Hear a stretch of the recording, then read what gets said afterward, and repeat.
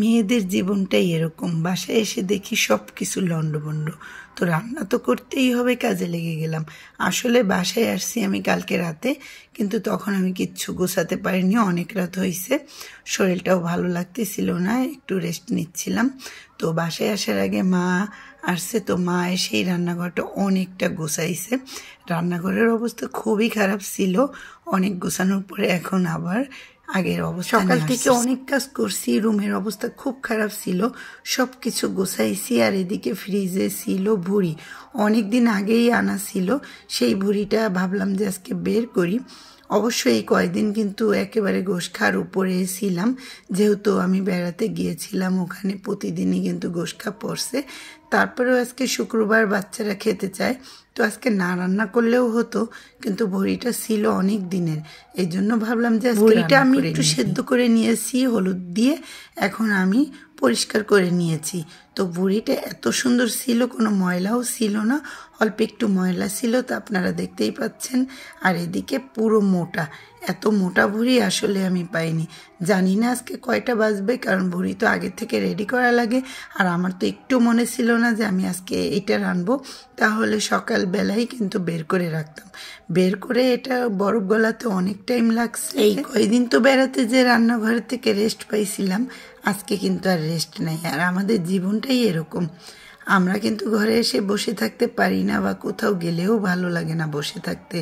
তো ভুড়িটা কিন্তু আমার রেডি হয়েছে, অলরেডি 1:30 বেজে গিয়েছে। ভুড়ি যেদিন ঝামেলা হয় সব দিক থেকে হয়, আজকে মশলা বাটাও ছিল না, সেটাও কিন্তু তৈরি করা লাগলো, তো এই জন্য কিন্তু আরেকটু দেরি হয়েছে।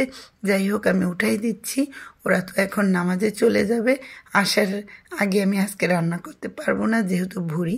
তারপরে এটা কিন্তু আমি প্রেসার কুকারে দিব, তারপরে যে কত টাইম লাগবে, কারণ অনেক মোটা ভুড়ি। আজকের ভুড়িটা কিন্তু অনেক সুন্দর, কিন্তু এই সুন্দর জিনিস খেতে কিন্তু আরো সুন্দর সময় লাগবে। আসলে বাসা থেকে যেভাবে গিয়েছি এভাবে কখনো যাইনি, সবাই কিন্তু একসাথে গিয়েছি সব জায়গায়। আর এইবার কিন্তু আব্বু আর ছেলেকে বাসায় রেখে কিন্তু রাগ হয়ে চলে গেছিলাম, আপনারা কিন্তু সবাই জানেন। আর এদিকে লাউ তরকারি রান্না করতেছি। আমি যেদিন চলে গিয়েছি সেদিন একটা লাউ আনছিল, মানে তার আগের দিন, তো সেই লাউটা কিন্তু রান্না হয়নি, অলরেডি লাউটা কীরকম যেন হয়ে যাচ্ছিল, তো ফেলে না যাচ্ছে, রান্না করে ফেলাই ভালো।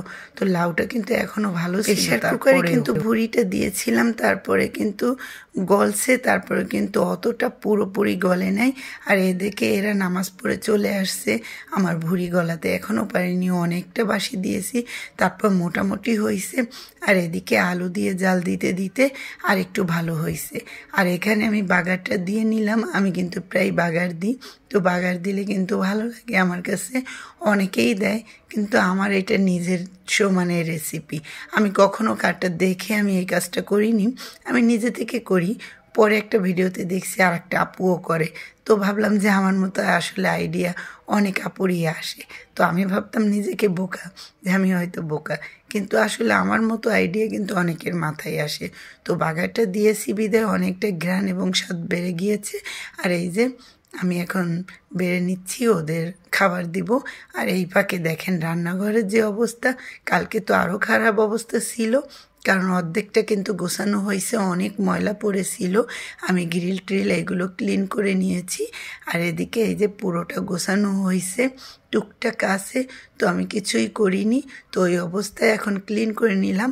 আর এদিকে ওদের খেতে দিচ্ছি। আমার রান্নাঘরটি অনেকটা ছোট, তারপরে কিন্তু পরিপাটি রাখার চেষ্টা করি, কারণ মনটাও ভালো লাগে, এই জন্য রান্নাঘরে কিন্তু অধিকাংশ সময় আমরা থাকি, এই জন্য পরিপাটি থাকলে সব দিক থেকে ভালো লাগে, রান্না করতেও ভালো লাগে। তো কোন কোন জেলা থেকে আপু ভাইয়েরা দেখছেন অবশ্যই কমেন্ট বক্সে জানাবেন। সবাই ভালো থাকবেন, আজ এই পর্যন্তই, আল্লাহ হাফেজ, আসসালামু আলাইকুম।